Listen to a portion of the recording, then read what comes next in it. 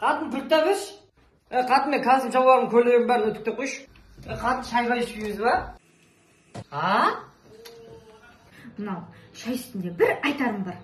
Білген емсің, зырылдап жүгіргенің ана бүліктің астында, ыстық бауырсақтың астында бірдеңе барынша, сен бір айтарың Дубайдан қайтып отыр ғой, не дейсің? Люкшуз деген магазин бар. Bir ayak kiyim alып қайтайықшы, қайтып көріп қайтайықшы.